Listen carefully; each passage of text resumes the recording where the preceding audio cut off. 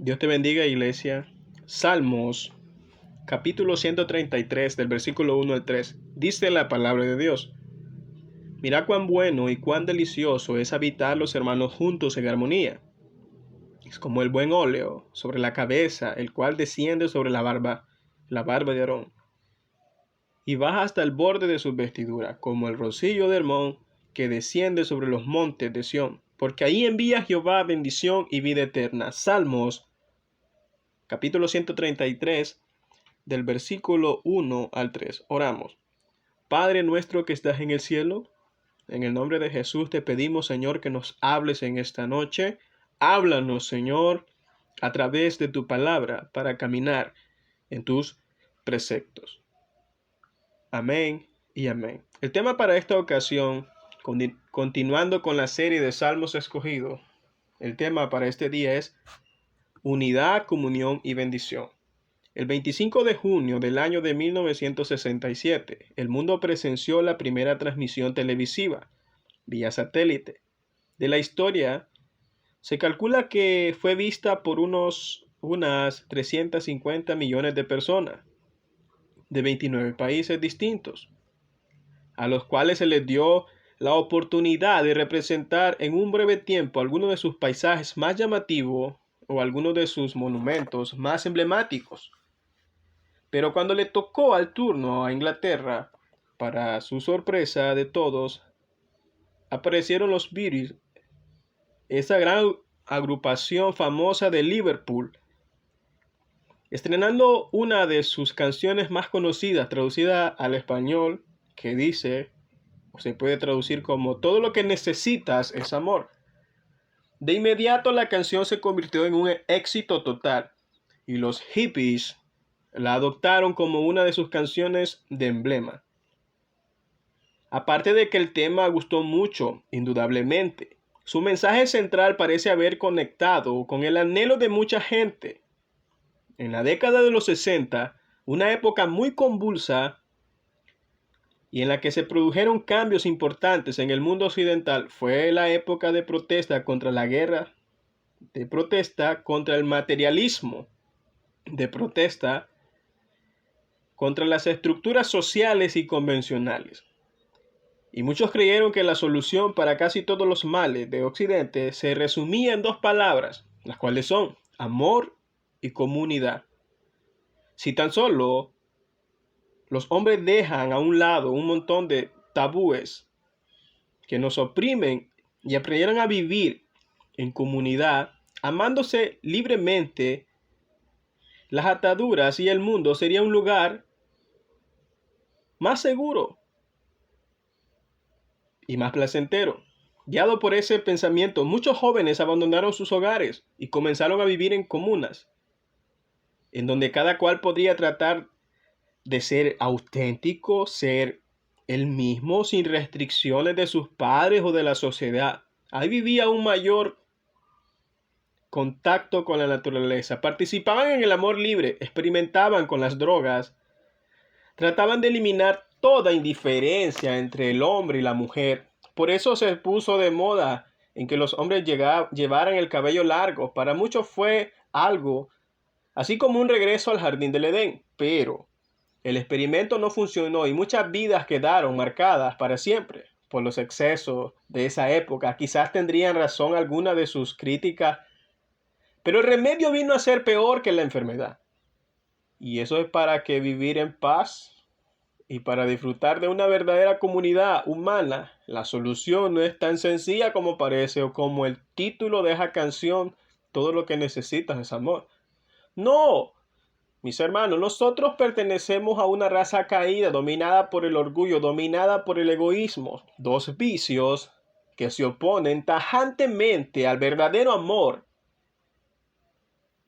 Y si no tratamos adecuadamente con los defectos y con los efectos devastadores que la caída produjo en la raza humana, pensar en una comunidad en donde todos se amen, amor, y en donde todos vivan en paz, es un sueño imposible. Es un sueño imposible. En otras palabras, En la obra redentora que Dios diseñó para tratar con el problema del pecado, no puede haber una verdadera relación de amor. No puede haber verdadera y genuina y profunda comunión entre los hombres. De hecho, aún entre los redimidos, esa relación tiene que vencer algunos obstáculos, como veremos en el momento. Que el pecado todavía mora en nuestros corazones. En nosotros el pecado todavía sigue tratando de levantar paredes a nuestro alrededor que nos separan de los demás. Pero mis amados hermanos, a pesar de esa realidad, el amor y la comunión entre los hijos de Dios es una joya tan valiosa, que vale la pena pagar el precio que sea necesario con tal de fortalecer y restaurar. Y pocos pasajes de la palabra de Dios describen el más hermosamente el deleite y el poder edificante de la comunión verdadera que el Salmo 133 nos está hablando y el que estamos exponiendo en esta noche. Les invito una vez más a leer el Salmo 133. Dice el Salmo 133: Mira cuán bueno y cuán delicioso es habitar los hermanos juntos en armonía. Es como el buen óleo sobre la cabeza, el cual desciende sobre la barba de Aarón, y baja hasta el borde de sus vestiduras, como el rocío de Hermón, que desciende sobre los montes de Sión, porque ahí envía Jehová bendición y vida eterna. Este es un poema sumamente sencillo, pero con un mensaje que es sumamente impactante. Comienza con una declaración en el versículo 1, seguida con una doble comparación y explicación en los versículos 2 y 3. Y me da pena, hermanos, el tener que disertar este poema, porque cuando un poema se analiza pierde su gracia, pero es la única manera en la que nosotros podemos entender el mensaje que el salmista está tratando de comunicar. Veamos en primer lugar la declaración. Mirad cuán bueno y cuán delicioso es habitar los hermanos juntos en armonía. Este es un versículo tan citado y sus palabras son tan familiares para nosotros que honestamente yo tengo el temor de que no impacten en esta noche como debería de impactarnos. La familiaridad en este caso no debe de ser un obstáculo para nosotros en esta noche. Por lo que yo quiero pedirle, mis amados hermanos, que pongan atención a cada idea, a cada uno de los aspectos mencionados, como que si ustedes lo estuviesen escuchando por primera vez, como que si nunca hubiesen escuchado. Mira cuán bueno y cuán delicioso es habitar los hermanos juntos. Esto es para los que estamos en la iglesia y seguimos a Cristo. Para los que nos llamamos cristianos y para los amigos, pues sé que es primera vez que lo van a escuchar o algunos quizás ya lo han escuchado. Pero para los que ya tenemos días, días en amar a Dios, en seguir a Dios, de ser cristiano, pongámonos a escuchar como nuestra primera vez para entender el contenido del Salmo.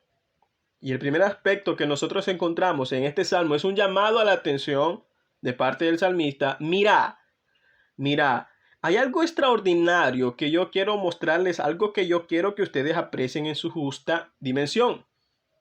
¿Y qué es eso?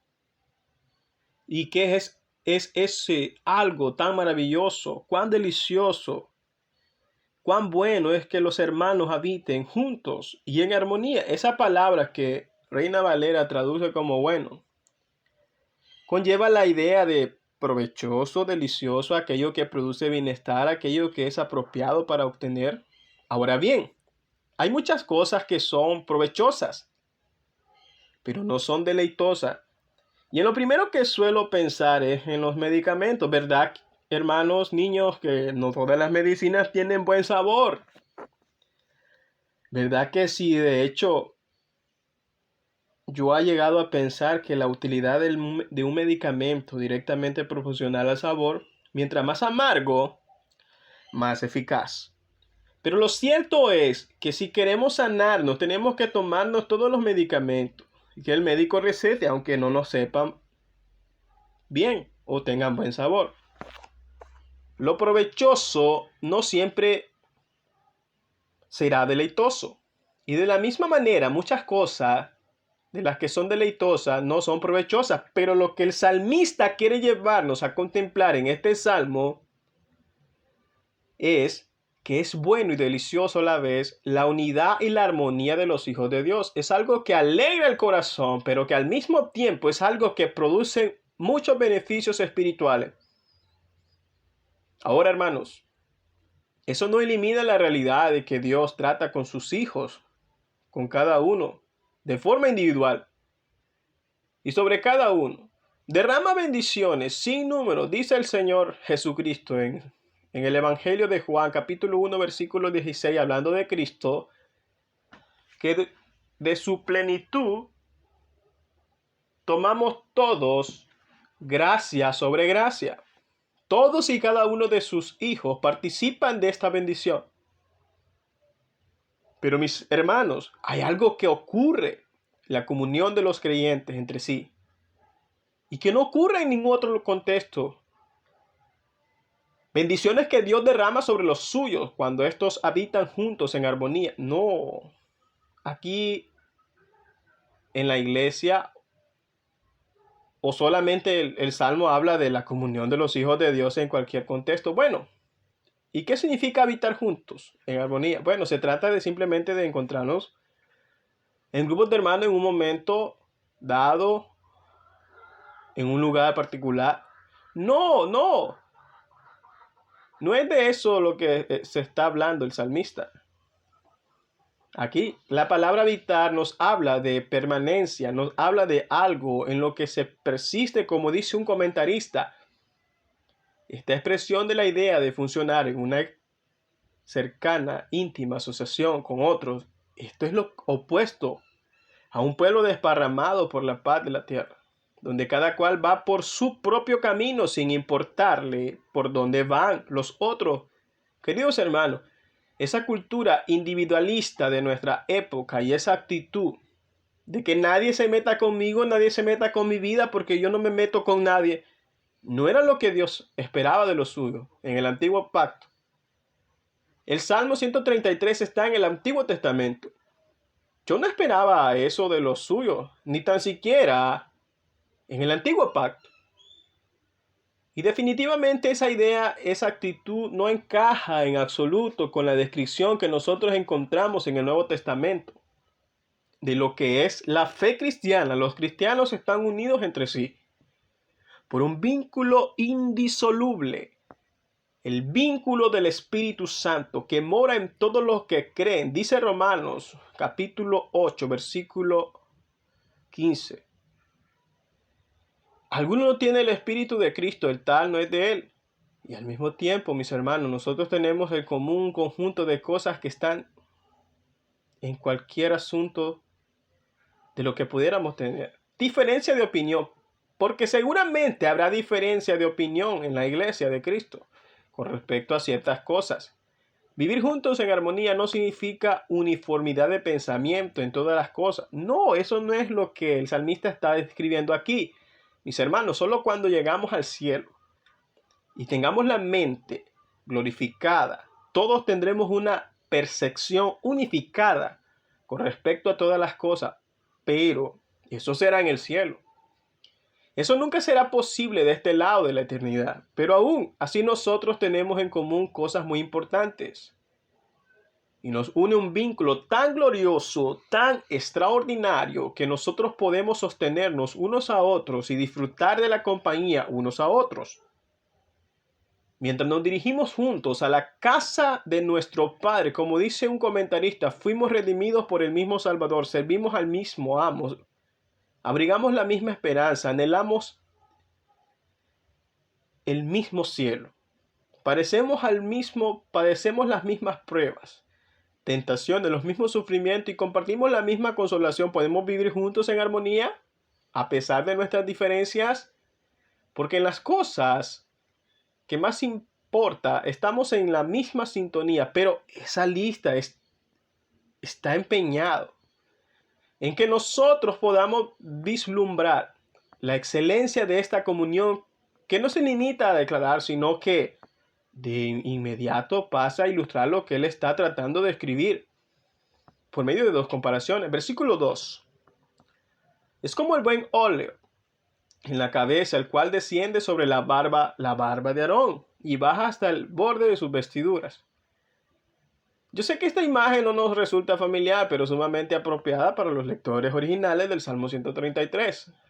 Cuando Aarón, el hermano de Moisés, fue apartado y consagrado para el oficio de sumo sacerdote, Dios ordenó que fuese ungido con aceite. Dice Éxodo capítulo 29, versículo 7. Luego tomarás el aceite de la unción y lo derramarás sobre su cabeza y ungirás. Este aceite representaba la bendición de Dios sobre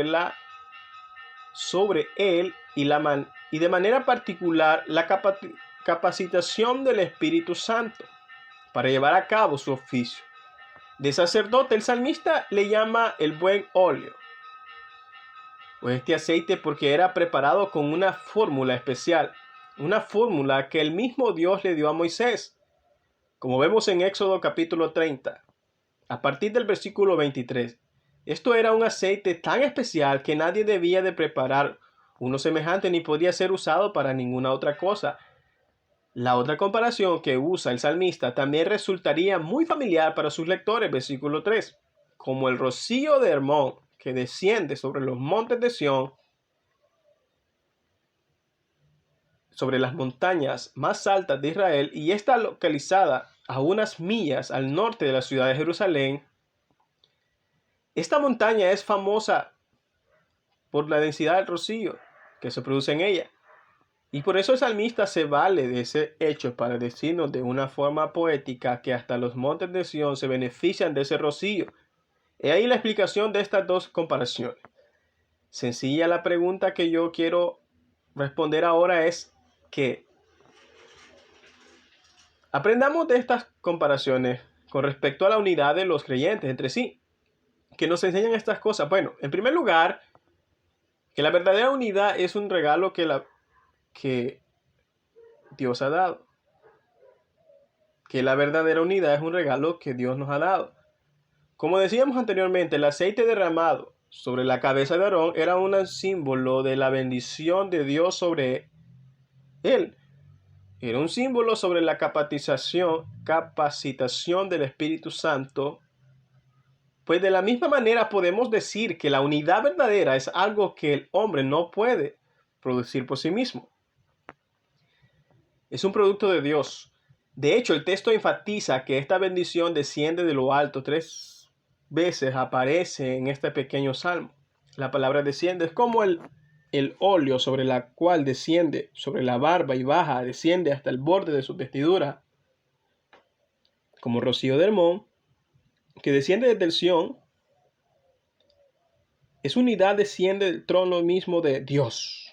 La falta de armonía, hostilidad que entró en el mundo como consecuencia del pecado, solo puede ser resuelta con una acción de Dios. Eso se ve más claramente en el Nuevo Testamento. Vamos a Efesios capítulo 2, carta de Pablo a los Efesios capítulo 2, versículo 13, hablando de la obra de Cristo. Dice Pablo: pero ahora en Cristo Jesús, vosotros que en otro tiempo estabais lejos, habéis sido hechos cercanos por la sangre de Cristo, porque Él es nuestra paz, que de ambos pueblos hizo uno, como derribando la pared intermedia de separación, aboliendo en su carne las enemistades, la ley y de los mandamientos prestados en ordenanzas, para crear en sí mismo un solo y nuevo hombre, haciendo la paz, y ante la cruz reconciliar a ambos en un solo cuerpo, matando en ellas las enemistades. Hermanos, en otras palabras más sencillas, nosotros los cristianos ya somos uno. Y es una realidad por medio de la obra de Cristo en la cruz. Pecadores han sido reconciliados con Dios. Y al mismo tiempo esos pecadores han sido reconciliados entre sí, sin importar la raza, sin importar la nacionalidad, sin importar el color de la piel, sin importar cuánto dinero tiene. Por eso, la Biblia no nos llama a crear la unidad en la iglesia. No, nosotros no podemos crear la unidad en la iglesia. Lo que sí debemos hacer es preservarla.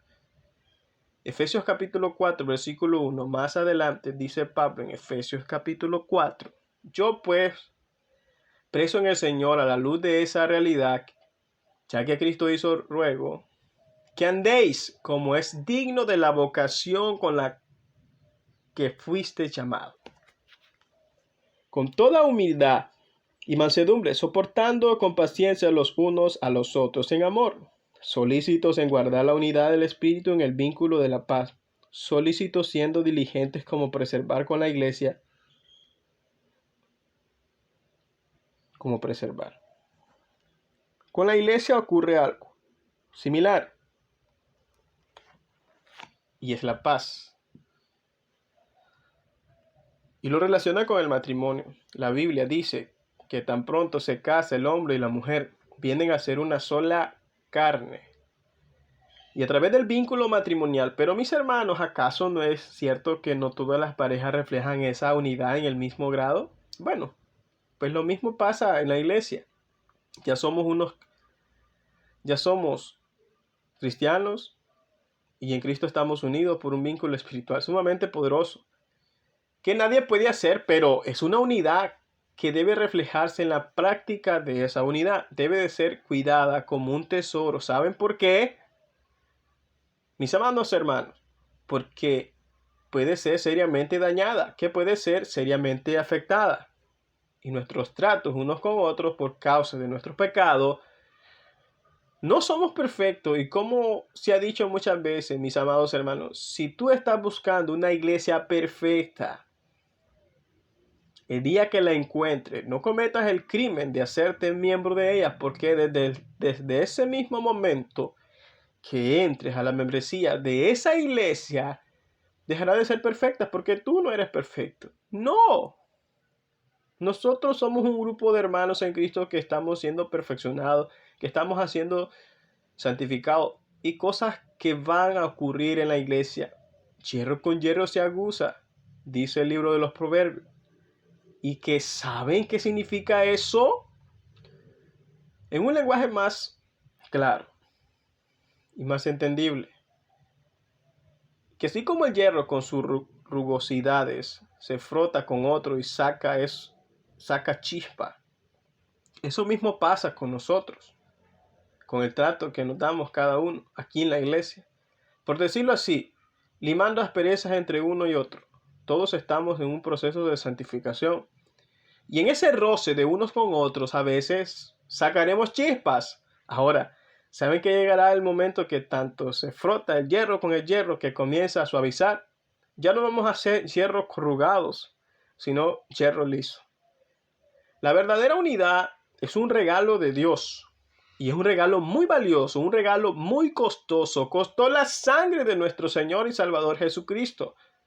Y nosotros tenemos la obligación de ser diligentes, preservarla. En segundo lugar, este pasaje nos enseña que la verdadera unidad es algo que alcanza a todos por igual. La verdadera unidad es algo que alcanza a todos por igual.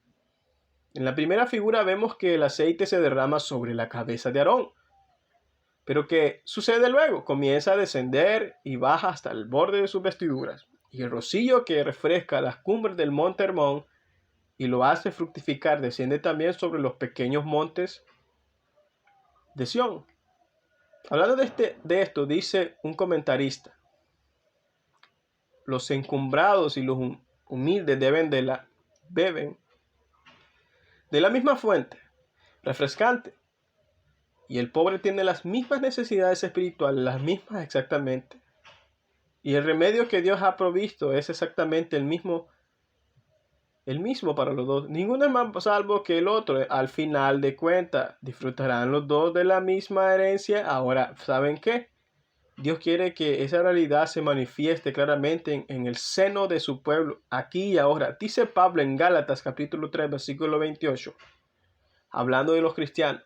Ya no hay judío ni griego, no hay esclavo ni libre, varón y mujer, porque todos vosotros sois unos en Cristo. Algunos sociólogos eclesiásticos piensan que si la iglesia, que la iglesia quedaría mejor si se divide en subgrupos,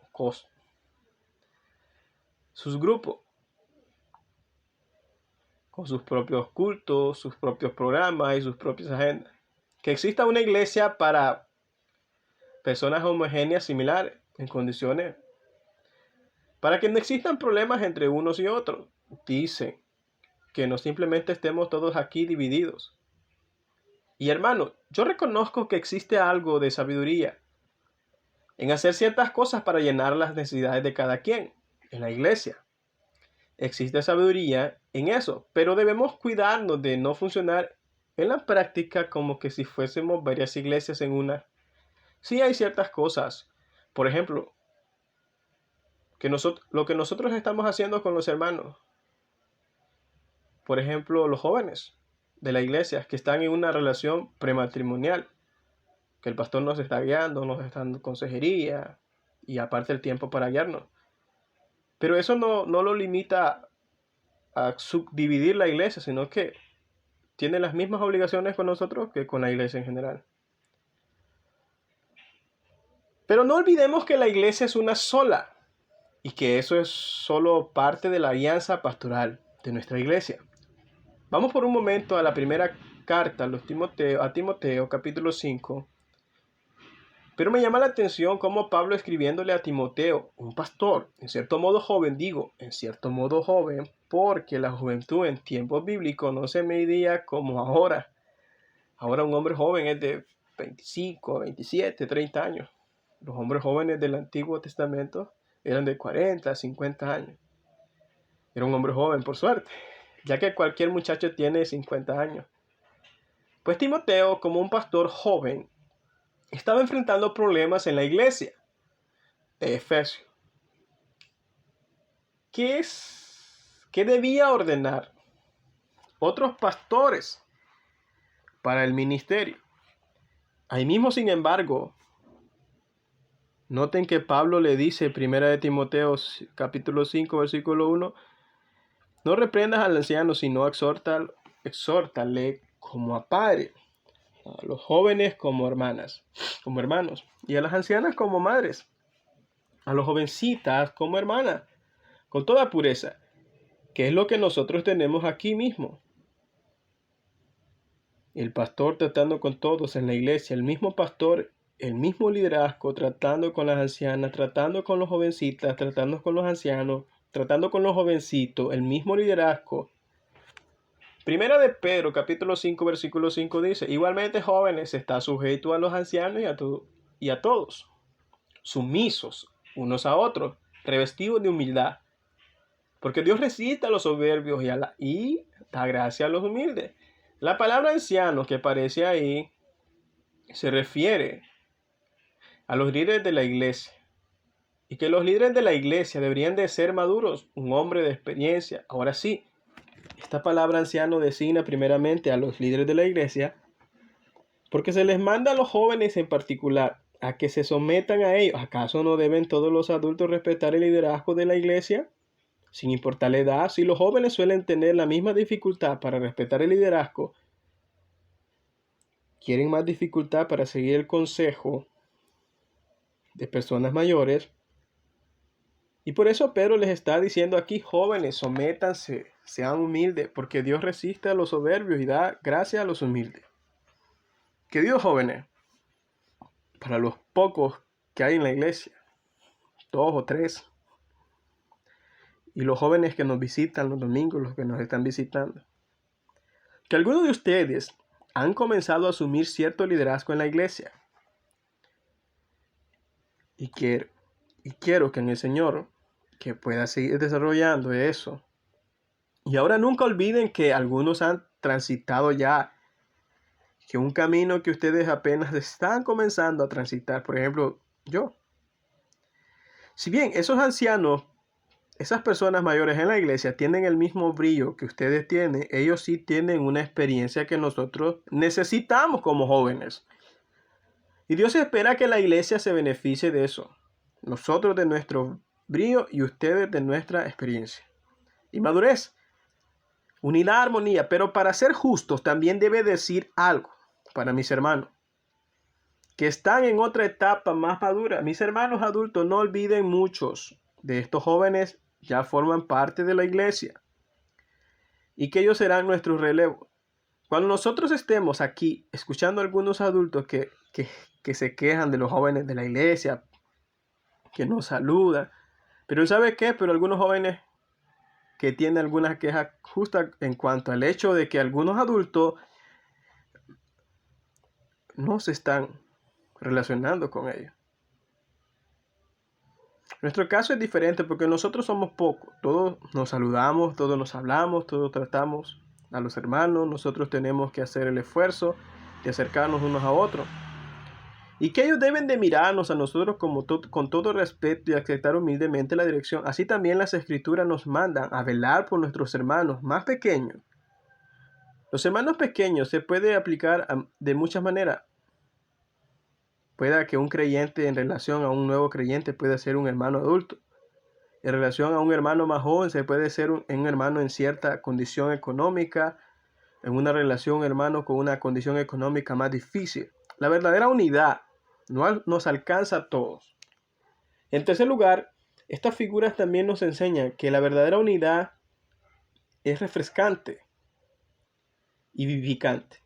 Estas dos figuras, el monte de Hermón, el oleo que baja por la cabeza y el cuerpo de Aarón, lo que hacen es subrayar la enseñanza del versículo 1, y el cual es la enseñanza del versículo 1, que es provechoso y deleitoso que los hermanos habiten juntos en armonía. Ese oleo que se derrama sobre la cabeza de Aarón desprendía un aroma, era disfrutado por todos los que estaban alrededor. Y el rocío de Hermón era una fuente de vida y frescura de igual manera. Ese oleo que se derrama sobre la cabeza de Aarón es esa bendición del Espíritu Santo sobre él mismo. Que al mismo tiempo fuera transmitida del sumo sacerdote a la congregación cuando los bendecía.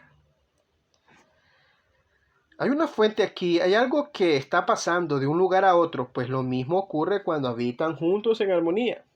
Mi hermano, Dios nos creó al hombre para vivir en soledad. Dios nos creó al hombre para vivir en aislamiento. No es bueno que el hombre esté solo. Yo sé que Dios dijo eso antes que crear el matrimonio, pero esa relación no es buena. Que el hombre esté solo es una declaración general. Es una declaración general. Lo dice Génesis 2:18. Se está aplicando al matrimonio. Lo cierto es que no es bueno que el hombre esté solo. El alma que busca su propio deseo se aísla, dice el libro de Proverbios. Yo no quiero que nadie me llame la atención. Yo no quiero que nadie vea mis faltas. Ningún ser humano está completo en sí mismo. Nos necesitamos mutuamente. Mis hermanos, esa es la gran lección que Pablo quiere transmitir. En la primera carta a los Corintios capítulo 12, en Efesios capítulo 4, cuando él compara a la iglesia, un cuerpo humano, vamos a Efesios capítulo 4, una vez más, como concluyo esa exhortación de Pablo, preservar la unidad de la iglesia, dice en el versículo 11, hablando del Señor Jesucristo, él mismo constituyó a algunos apóstoles, algunos profetas, otros evangelistas, otros pastores, otros maestros. ¿Para qué? Bueno, al fin de que ellos hagan toda la obra del ministerio. No, esos pastores y maestros están ahí para perfeccionar a los santos, para que los santos hagan la obra del ministerio, para la edificación del cuerpo de Cristo, hasta que todos lleguemos a la unidad y la fe y el conocimiento del Hijo de Dios, a un varón perfecto, a la vida de la estatura, de la plenitud de Cristo, para que ya no seamos niños fluctuantes, llevados por donde quiera, por todo viento de doctrina, por estratagema de hombre, para engañar, emplean con astucia las artimañas del error, que es una locura, sino que siguiendo la verdad, en amor, crezcamos en todo, que es la cabeza, Cristo, de quien todo el cuerpo bien concentrado y unido entre sí, por todas las coyunturas que se ayudan mutuamente según la actividad propia de cada miembro. y de cada uno de los pastores y de cada uno de los diáconos, de cada miembro de ese cuerpo. Recibe su crecimiento para la edificación en amor. ¿Qué panorama de lo que es la iglesia? Así como el cuerpo humano, todos los miembros están conectados de uno al otro para formar el cuerpo. Así también ocurre en la iglesia. Yo nunca he visto una mano haciendo cosas ella sola. Qué feo sería ver una mano haciendo cosas ella sola, sin estar conectada a un cuerpo. Eso no es posible. El Señor quiere que su iglesia funcione como un cuerpo, como un solo cuerpo en Cristo Jesús. Por eso nos conectó unos a otros, por medio de las coyunturas. ¿Qué son las coyunturas? Significa puntos de intacto. Las coyunturas de cohesión, de piezas que se tocan, esas son las coyunturas. Y en este caso, lo que Pablo está describiendo es que esa coyuntura funciona como un canal a través del cual la provisión que viene de Cristo como cabeza sobre cada uno de los miembros es traspasada a los demás miembros del cuerpo en esta interacción de los unos con los otros. Por eso es que Pablo dice que todas las coyunturas se ayudan mutuamente. Es que cada coyuntura suministra a las otras que se recibe de la cabeza. Mis amados hermanos, la iglesia es un organismo vivo, donde cada miembro está unido a Cristo como cabeza, en donde cada miembro está unido al otro miembro con las coyunturas, según Pablo. Aquí cada miembro es colocado en ese cuerpo, en un lugar específico para realizar funciones específicas, teniendo dones específicos bajo el liderazgo de los pastores provistos por él y mencionados en Efesios capítulo 4. A través de sus pastores maestros, Cristo provee el alimento de sus palabras. Así que para los creyentes, para estos que funcionan en lugar que Cristo los colocó, que conforme a los dones que Cristo les dio, y en la medida en que cada miembro traspasa a los demás, lo que recibe de Cristo según la actividad propia de cada miembro, la iglesia crece y madura. Yo me imagino que pueden haber hermanos en la iglesia que se sienten tan débiles, tan pequeños, que ahora mismo se están empezando, que no es mucho lo que ellos pueden aportar, hacer por la iglesia. Mi hermano, si tú estás pensando así, déjame decirte algo. Dios te ha puesto a servir, ya sea que se te ha delegado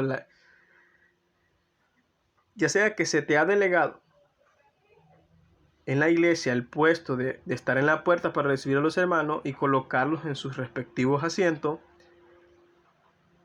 Dios te ha asignado, Dios te tiene ahí, porque sos parte del cuerpo, y eso es la función que como cuerpo de Cristo te ha tocado, porque Dios ahí te ha asignado. Y pareciera que no fuera tan importante, pero es un gran privilegio el que Dios te ha dado, el de poder servir en la iglesia, ya sea administrando la finanza, haciendo el aseo, o que estés muy temprano en la iglesia para colocarte en la puerta y recibir a los hermanos que vienen. Ahí Dios te tiene, ahí Dios te ha llamado. Y esa es la función que Dios te ha dado.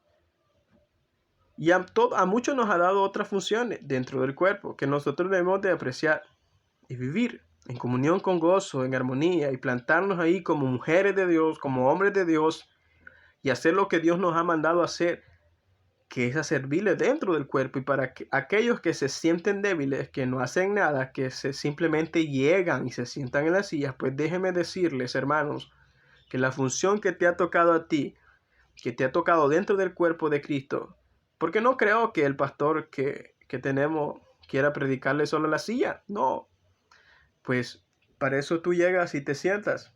Esa es la función que Cristo te ha dado. Te ha colocado a ti en las sillas para recibir la poderosa y preciosa palabra de nuestro Señor Jesucristo. Así que ya no te sientas tan débil. Según la función que te toca dentro del cuerpo, que todas son importantes dentro del cuerpo, porque si tú eres un verdadero cristiano y eres miembro de este cuerpo local, debes entender que Cristo te trajo aquí y te ha capacitado para que tú puedas beneficiarte a este cuerpo de Cristo y beneficiarlo también. Cristo hizo eso. Él quiere que tú crezcas, que hay otros que crezcamos juntos en armonía y intimidad con Él. Él quiere que te preocupes por servir a los hermanos a tu alrededor, cada cual conforme a la capacidad que mi hermano tenga o que Dios te ha dado. Yo te ruego que mires a tu alrededor, porque tú estás en la iglesia en la que Cristo te ha colocado.